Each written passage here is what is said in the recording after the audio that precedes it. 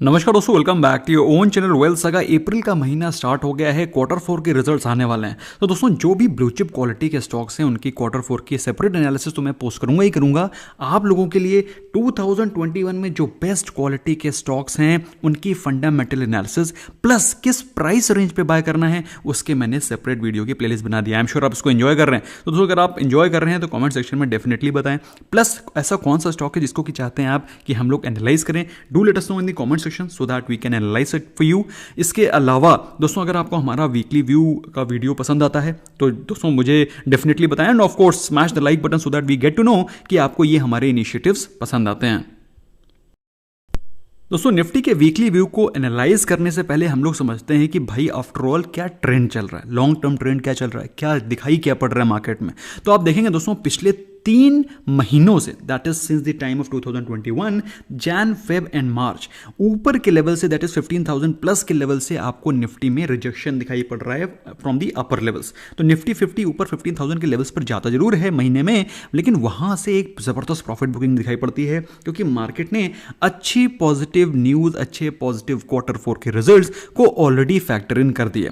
लेकिन अगर कंपनीज ने डिसअपॉइंट किया मार्केट को विद पुअर रिजल्ट्स या फिर जिस प्रकार के एक्सपेक्टेड रिजल्ट्स हैं वैसे कंपनीज अगर पोस्ट नहीं किए तो यहां से आपको एक करेक्शन दिखाई पड़ सकता है और Nifty can fall back to 14,000 and sub 14,000 levels. किस लेवल पे जा सकता है उसको भी देखेंगे। अभी फिलहाल दोस्तों क्वार्टर फोर के रिजल्ट्स पे बहुत ज्यादा दारोमदार है कि यहां से आगे की चाल क्या होगी। इसके अलावा अगर results are far better than expectation, दोस्तों फार बेटर देन एक्सपेक्टेशन की उम्मीद तो मुझे तो नहीं है कम से कम, लेकिन मार्केट में कुछ भी हो सकता है। If the results are better than expectation then यहां से आपको एक जबरदस्त रैली दिखाई पड़ सकती है क्योंकि मार्केट का लॉन्ग टर्म ट्रेंड अभी भी बुलिश ही है। ऐसे में दोस्तों अगर कोई भी गिरावट आती है वहां पर आपको अच्छी क्वालिटी के स्टॉक्स को एक्यूमुलेट करना चाहिए। जैसा कि दोस्तों मैंने आप लोगों के लिए कई सारी स्मॉल केसेस बना करके आपके लिए दिए हैं, उनमें से आप डिप्स पे अच्छी क्वालिटी के स्टॉक्स को बाय करते रहें, अच्छी क्वालिटी के स्मॉल केसेस को आप पिकअप कर सकते हैं। दोस्तों अगर आप वीकली व्यू का चार्ट, वीकली कैंडल का चार्ट देखें जिसमें कि हर एक कैंडल आपको एक वीक का रुख दर्शाती है तो उसमें आपको दिखाई पड़ेगा that market is making kind of lower लोज। और दोस्तों जैसा कि मुझे पिछले हफ्ते भी एक्सपेक्टेशन थी कि हो सकता है निफ्टी 50 14,000 के लेवल्स को टच करे, बट अनफॉर्चुनेटली बोलूंगा कि 14,000 के लेवल टच नहीं किया क्योंकि मैंने सोचा था 14,000 पे जबरदस्त तरीके से बाइंग होगी। लेकिन दोस्तों एनीवे मैंने 14,500 पे कुछ छोटी मोटी बाइंग करी थी, लेकिन मैं एग्रेसिव बाइंग सोच रहा था कि 14,000 के लेवल्स आ जाएं तब वहां से एग्रेसिव बाइंग स्टार्ट की जाए, लेकिन थोड़े मोड़े से ही 14,500 से मुझे सेटिस्फाई होना पड़ा। फिलहाल दोस्तों मुझे ऐसा लग रहा है कि अगर क्वार्टर फोर के रिजल्ट्स अच्छे नहीं आते तो फिर आपको 14,000 के लेवल दिखाई पड़ सकते हैं। Otherwise market can start to move up from here, लेकिन 15,000 के लेवल बहुत ही डिसाइसिव हैं। 15,000 अगर मार्केट ने नहीं तोड़ा तो ये जो आपको दिखाई पड़ रहा है this will be part of consolidation और मार्केट इसी 14,500 से लेकर के 15,200 की रेंज में कंसोलिडेट होती रहेगी। फिलहाल अगर ट्रेंड के बारे में बात करें तो आरएसआई में दोस्तों कंसोलिडेशन आपको दिखाई पड़ रहा है पिछले करीब 1-1.5 महीने से। आप देख सकते हैं जो आरएसआई है वो एक कांस्टेंट रेंज में चल रहा है, दैट इज शोइंग कि मार्केट में कंसोलिडेशन हो रहा है। मार्केट में अच्छी न्यूज ऑलरेडी फैक्टर इन हो चुकी हैं। अब मार्केट को चाहिए trigger in terms of going up और फॉलिंग डाउन। और फॉलिंग डाउन का रिजल्ट तो भाई सीधा सीधा ट्रिगर तो रिजल्ट से रिलेटेड है। ऊपर जाने का सीधे सीधे मार्केट का, अगर मार्केट को रिजल्ट्स अच्छे लगते हैं, जो अच्छी क्वालिटी की जिनका हाई वेटेज है निफ्टी 50 में उनके रिजल्ट्स बेहतर आते हैं। अगर मार्केट में वहां पर बाइंग आती है तो फिर निफ्टी 50 के हायर लेवल्स भी आपको दिखाई पड़ सकते हैं।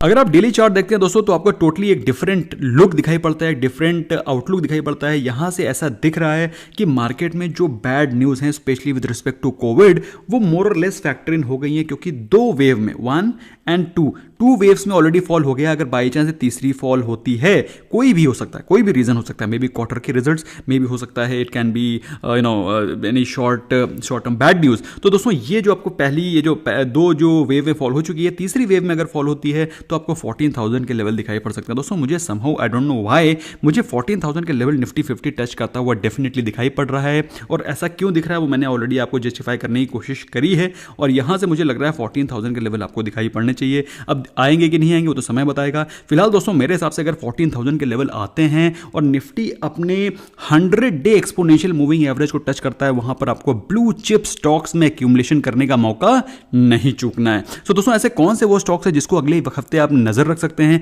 या फिर जिसमें एक वैल्यू दिखाई पड़ रही है, या फिर जिनमें एक जबरदस्त ब्रेकआउट हो रहा है, या जिसमें अच्छा मोमेंट हो सकता है, उसके बारे में हम लोग जिक्र करते हैं। तो पहला स्टॉक है हीरो मोटोकॉर्प। अब हीरो मोटोकॉर्प का जो अभी मंथली अपडेट्स आए थे उसमें हीरो मोटोकॉर्प की परफॉर्मेंस काफ़ी शानदार रही है।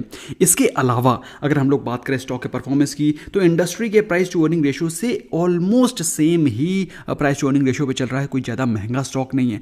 Dividend yield, can you beat this 3% dividend yield? एक ज़बरदस्त क्वालिटी का स्टॉक, ज़बरदस्त फंडामेंटल का स्टॉक, और वो भी इतनी शानदार डिविडेंड यील्ड जो कि ऑलमोस्ट क्लोज टू एफडी। अगर आप एफडी को देखें तो भाई 4% की एफडी के रिटर्न्स रह गए हैं, अगर एनुअली देखें आप तो 4% के एफडी के रिटर्न है, कहां ये 3% सिर्फ आपको डिविडेंड दे रहा है। Growth is intact. अगर हम लोग बात करें एक महीने के परफॉर्मेंस की, स्टॉक आपको 12% के करेक्शन पे मिल रहा है। अब आप बताइए, bluest of the blue chip quality two wheeler stock आपको 12% के करेक्शन पे मिल रहा है, और आपको अच्छे खासे प्राइस लेवल पे मिल रहा है। प्राइस टू अर्निंग रेशियो अच्छा है, डिविडेंड यील्ड अच्छी है। दोस्तों मेरे हिसाब से ये एक बहुत ही एक वैल्यू बाय है। अगर आपको यहाँ से कोई भी डिप मिलती है तो I think you must accumulate the stock for long term.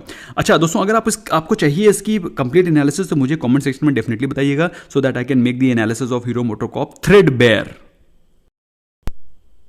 फिलहाल दोस्तों अगर आप चार्ट पे देखेंगे तो दोस्तों ये स्टॉक 3500 3600 की प्राइस रेंज का स्टॉक था, और ज़्यादा पुरानी बात नहीं कर रहा हूँ, फेब के महीने में। तो फेब के महीने से गिर के स्टॉक अभी आपको मिल रहा है ऑलमोस्ट 20% के डिस्काउंट पे। नॉट 20 तो एटलीस्ट 15% का डिस्काउंट तो कहीं गया ही नहीं। 15-16% के डिस्काउंट पे ये स्टॉक आपको मिल रहा है if you talk about from its highs. तो मेरे हिसाब से इसमें अच्छी खासी वैल्यू बाइंग मुझे दिखाई पड़ रही है। RSI भी स्ट्रॉन्ग होता हुआ दिखाई पड़ रहा है। तो in case if you want to accumulate, you can accumulate with respect to value buying. अगर आप सोच रहे हैं यहां से एकदम विस्फोटक तेजी आ जाएगी, तो विस्फोटक तेजी तो नहीं, बट यस यहां से आपको एक वैल्यू बाइंग इसमें देखनी चाहिए। दोस्तों दूसरा स्टॉक है सन फार्मा। अब सन फार्मा को मैंने पिकअप किया है बिकॉज ऑफ कोविड थीम। अब दोस्तों अनफॉर्चुनेटली कहना नहीं चाहिए, लेकिन जिस प्रकार से हम लोग का लैकेडासिकल एटीट्यूड है, मैं आज भी बाहर गया था मार्केट में शॉपिंग करने के लिए, तो I was seeing nobody was even wearing mask, कोई आदमी कुछ कर नहीं रहा था। It was surprising to see how people are in fact behaving in public places. But this is surprising दोस्तों कि मार्केट में इस समय जिस प्रकार से लैकेडासिकल एटीट्यूड चल रहा है, उस हिसाब से जो कोविड के केसेस हैं वो हो सकता है थोड़ा सा और बढ़ते हुए दिखाई पड़े। ऐसे में अनफॉर्चुनेटली दोस्तों हम लोग को फार्मा थीम पे नजरें गड़ा करके रखनी है। फिलहाल दोस्तों फंडामेंटल्स के बारे में बात करें, जबरदस्त स्टॉक है, जबरदस्त कंपनी है। समहाउ मुझे ये लॉन्ग टर्म इन्वेस्टिंग के लिए ज़्यादा स्टॉक पसंद नहीं है, लेकिन अगर आप शॉर्ट टर्म के पर्सपेक्टिव के बारे में बात करें तो बहुत ही बेहतरीन लग रहा है। दोस्तों अगर हम लोग बात करें पिछले एक महीने की, दोस्तों एक महीने में सेक्टर भी कोई ज़्यादा रनअप नहीं कर रहा है। Although Covid cases are rising, Sun Pharma भी कुछ ज़्यादा रनअप नहीं कर चुका है, सेंसेक्स भी फ्लैट ही रहा है। ऐसे में दोस्तों अगर बाई चांस कोविड के कोई भी केसेस बढ़ते हैं तो फार्मा सेक्टर में एक जंप आपको दिखाई पड़ सकता है। And Sun Pharma is one of the stocks जिसमें कि ज़्यादा रनअप एज इट इज़ नहीं हुआ है। ऑल्दो पिछले एक साल के परफॉर्मेंस के बारे में बात करें तो Sun Pharma has given you 77-78% return, जो कि सेक्टर से कहीं ज़्यादा है, जो कि बताता है कि स्टॉक के फंडामेंटल्स में स्टॉक के परफॉर्मेंस में दम है। लेकिन अपने एक स्ट्रॉन्ग रेजिस्टेंस जोन है अराउंड 630-640, जिसको कि ये तोड़ नहीं पा रहा है। अगर उसको तोड़ता है दोस्तों तो ये स्टॉक 800 रुपये तक जाने की क्षमता रखता है।